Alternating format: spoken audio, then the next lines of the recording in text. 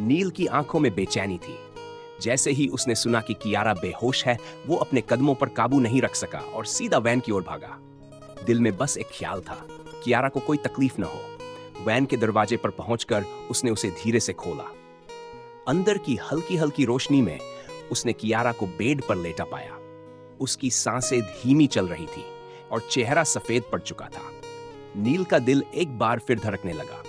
वो कियारा के पास जाकर धीरे से बैठा और उसका हाथ अपने हाथों में ले लिया। उसके होठों से एक आहट निकली, आई एम सॉरी कियारा। मैं बस ये देखना चाहता था कि क्या सच में मेरे होने या न होने से तुम्हें कोई फर्क पड़ता है। नील के शब्दों में इतना दर्द था कि उसकी आंखों से एक आंसू टपककर कियारा के हाथ पर गिर पड़ा। उसने एक पल के लिए कियारा का चेहरा देखा और भारी मन से उठकर बाहर निकल गया। जैसे ही नील बाहर गया, कियारा ने अपनी आंखें खोली। वो असल में बेहोश नहीं थी। नील के शब्दों ने उसे चौंका दिया था। वो उस आंसू की बूंद को अपने हाथ में महसूस कर रही थी और सोच रही थी, नील कौन हो तुम? आखिर ये क्या कनेक्शन है हमारे बीच? वहीं दूसरी ओर इवेंट की तैयारी में माही ने अपने स्टाफ को सारी हिदायतें दे रखी थी। भीड़ का शोर बढ़ता जा रहा था और माही अपने स्टाफ से कह रही थी, केके को फोन करो, अभी तक आया क्यों नहीं?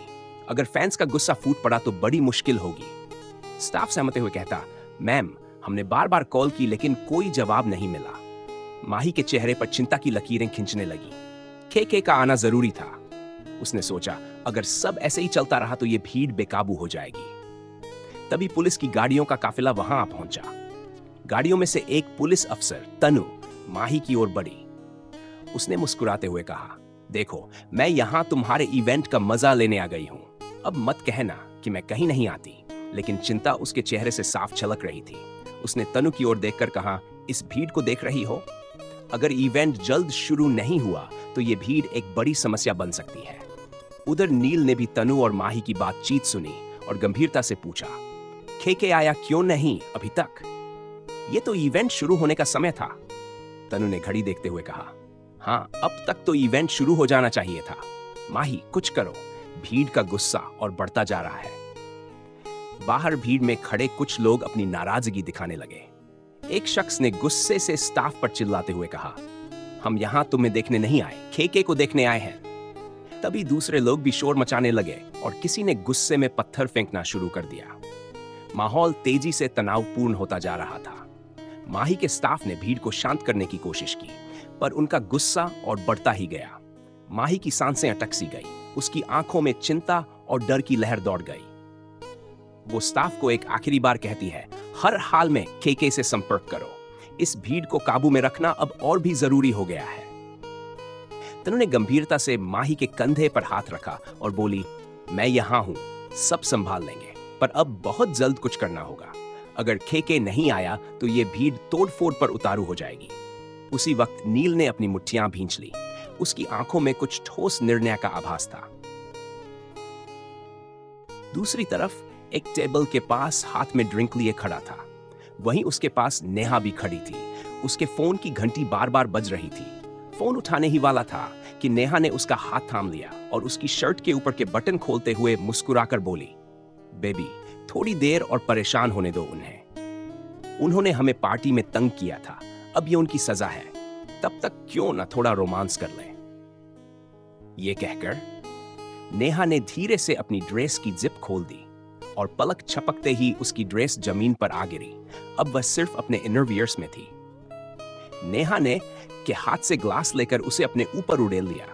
शराब उसकी गर्दन से होते हुए उसकी हर अदाकारी पर उतर रही थी और उसके करीब आकर उसकी गर्दन पर हल्की सी किस करने लगा। साथ ही उसके जिस्म पर बहती शराब को भी अपने होठों से पी रहा था। नेहा के लिए वह पल जैसे सारी हदें तोड़ रहा था। उसका गोरा और लचीला बदन की बाहों में एक बिन पानी की मछली की तरह तड़प रहा था। इस प्यार भरी रात के विपरीत दूसरी तरफ हॉल में माहौल और ही तरह का था। माही माथे पर हाथ रखकर कुर्सी पर बैठी थी। सब परेशान थे। वहां कियारा भी आ गई थी। वह सब कुछ संभालने की कोशिश कर रही थी। नील उन्हें परेशान देख रहा था। उसका दिल भी बेचैन हो रहा था। तभी इवेंट मैनेजमेंट के स्टाफ का एक आदमी खून से लथपथ माथे के साथ वहां आता है। ये देखते ही माही घबरा जाती है। उसे ये सब केके की वजह से ही हुआ लगता है। वह उसे कहती है, यही पास में मेडिकल वैन खड़ी है, वहां जाकर अपनी पट्टी करवा लो। वह आदमी सहमति में सिर हिलाते हुए वहां से निकलता है। जाते जाते कहता है, मैम कृपया आप लोग यहां से चले जाइए, ये लोग किसी भी हद तक जा सकते हैं। नील की मुठियां कस गई। उसे खुद पर गुस्सा आ रहा था। एक स्टार के तौर पर कुछ जिम्मेदारियां होती हैं जो कि निभाने में नाकामयाब हो रहा था।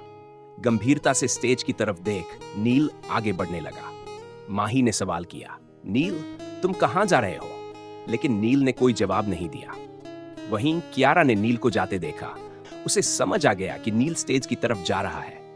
वो उसे रोकना चाहती थी, पर किस हक से? वह बस चुप रह गई। भीड़ के पास खनु भी नील को आता हुआ देख उसे रोकने की कोशिश में कहती है, कहां जा रहे हो नील? वहां जाना खतरे से खाली नहीं है।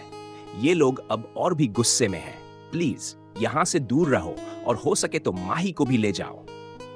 नील के कदम नहीं रुके। उसने तनु की तरफ मुस्कुराकर देखा और बोला, चिंता मत करो, मैं सब संभाल लूंगा। नील स्टेज पर पहुंच गया। पूरी भीड़ का ध्यान उसकी ओर था। फैंस में से किसी ने जोर से चिल्लाया, ओ सस्ते केके, नीचे उतर, हम केके के लिए आए हैं, तेरे लिए नहीं। एक और लड़की चुटकी लेते हुए बोली, हैंडसम होने से कोई केके नहीं बन सकता। यह सुनकर भीड़ में हंसी गूंजने लगी। माँ और कियारा के चेहरे पर गुस्से के भाव थे। नील ने बस एक हल्की मुस्कान के साथ सब कुछ सुना। तभी अचानक भीड़ में से एक लड़का गाली देते हुए एक पत्थर नील की तरफ फेंक देता है। कियारा और माही की सांसें थम गई, लेकिन नील ने उसे पकड़ लिया। वह पत्थर उसकी आंख से बस 1 इंच की दूरी पर था। नील ने उस पत्थर को पकड़ते हुए एक शांत मुस्कान के साथ भीड़ की ओर देखा। इसने पूरी भीड़ को चौंका दिया। नील हंसते हुए बोला, आप सबके ऐसा करने से क्या केके जल दिया जाएगा? आप लोग अपनी खुशी के लिए मासूमों को चोट पहुंचा रहे हैं। यह सुन सभी के चेहरे झुक गए। फिर नील ने पत्थर उसी लड़के की ओर वापस फेंकते हुए कहा, लो इस पत्थर को संभाल कर रखो।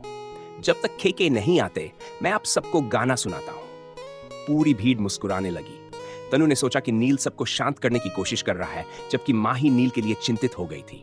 नील ने माइक्रोफोन उठाया और अपनी आंखें बंद कर ली। जैसे ही वह गाने लगा, मुलाकातें कम हो गई हैं। उसकी आवाज इतनी मधुर थी कि सब शांति से उसकी आवाज में खोने लगे। कियारा उसे देख रही थी और नील की नजरें भी कियारा पर टिकी थीं। अब बातें कम हो गई हैं। इश्क भी धीरे धीरे दम तोड़ ही देगा। उसे फर्क नहीं पड़ता मेरे रहने या न रहने से। मुझे लगता है वो अब मुझे छोड़ ही देगा। नील का गाना खत्म होते ही पूरे हॉल में सन्नाटा पसरा हुआ था। कियारा की आंखों में आंसू थे। उसे नहीं पता क्यों, पर यह गाना उसकी भावनाओं को छू गया था। माही हैरानी से देख रही थी और तनु के पास खड़ा एक इंस्पेक्टर बोला, मैम इसने तो माहौल ही बदल दिया, केके से भी अच्छा गाया है। तनु ने भी नील को गहरी नजर से देखा और मन में सोचा, नील तुम वाकई कुछ खास हो, तुम्हारे बारे में सब कुछ जानना पड़ेगा। भीड़ पागलों की तरह चिल्ला रही थी, once more, once more. Hall में खुशी की लहर दौड़ गई थी। उसी वक्त बाहर एक स्पोर्ट्स कार आकर रुकी। तो क्या यह है जो इस हलचल के बीच वापस आ गया है, या कोई और नया मोड़? बने रहिए हमारे साथ, क्योंकि कहानी में और भी दिलचस्पी बढ़ने वाली है।